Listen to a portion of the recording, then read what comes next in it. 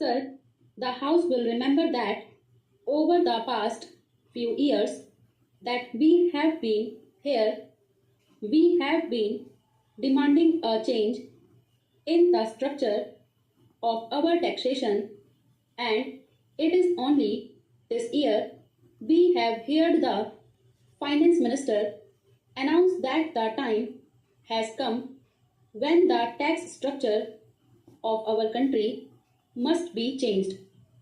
What exactly is the change in the tax structure that is going to be made still remains to be seen. Only the other day, on the 3rd November, in Kolkata, Mr. Pant, chairman of the Finance Commission, was stating that the financial stability of the state and the central governments, as well as the successful implementation of the 11th five-year plan, depended to a large extent on a radical change of outlook of the people towards taxation.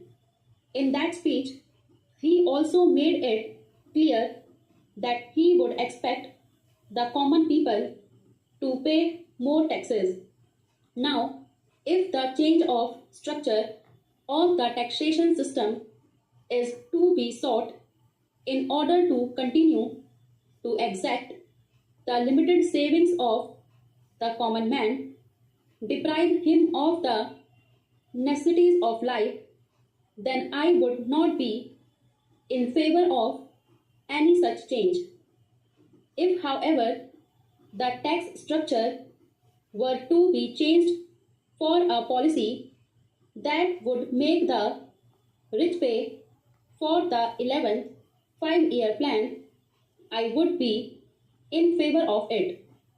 I made it clear that it has never been the contention of the people that they would not bear the responsibility of building up the country. In fact, our workers in the factories are sweating day in and day out so that our industrial production goes up.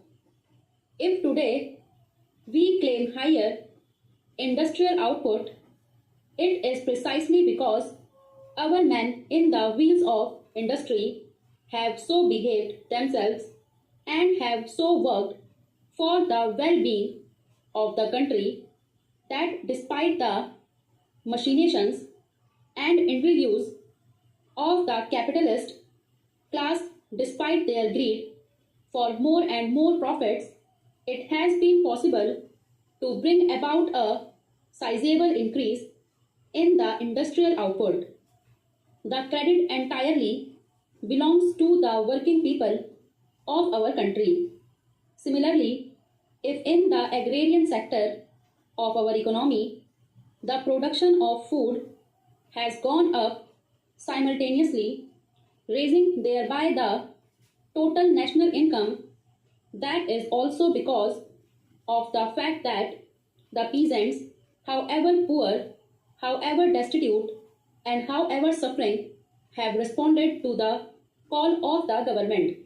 It is only because of their devotion to duty for the cause of the country that we are today in a position to claim before the whole world that our agricultural production has gone up.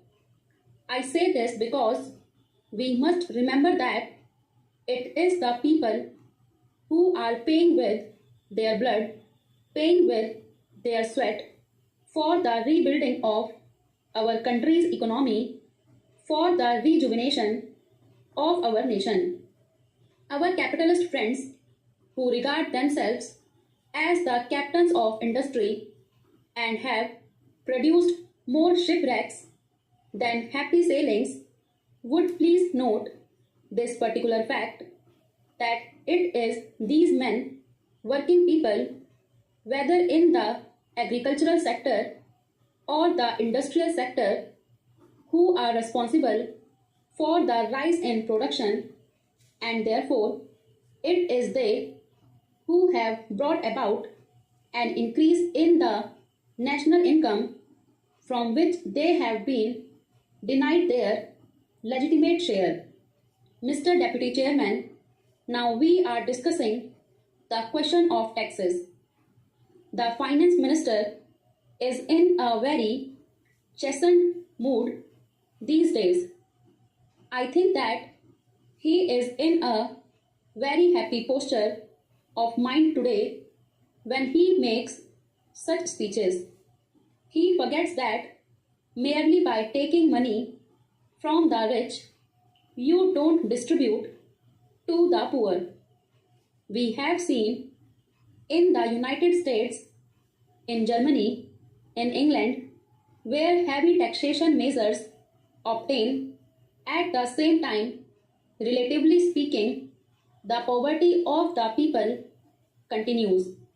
Sometimes it so happens that the ruling class, the capitalist class, for their common general interest, which is certainly something broader than the interest of, shall we say, the Indian Chamber of Commerce and Industry, when they promote certain broad interests of the class as a whole, where various factors operate, not merely the fluctuations in the stock market, they are obliged to take certain measures which sometimes, even evidently and manifestly, hit against what appears to be their immediate interest, but that should not delude us into thinking that the capitalist class in our country, or for that matter, that this government has adopted a policy of making the rich pay for the poor. That is not at all so, and the rupees 1600 crores or so, out of which only rupees 1000 crores would come from the direct taxes, should not make us think that there has been a radical change in this direction that we all desire. We welcome the halting step that the minister takes. We welcome the steps, however belated, and we welcome even the pickpocketing of the capitalist. It requires only a pickpocket to get rupees 1000 crores from the capitalist class. Even when they do such things, we always welcome them.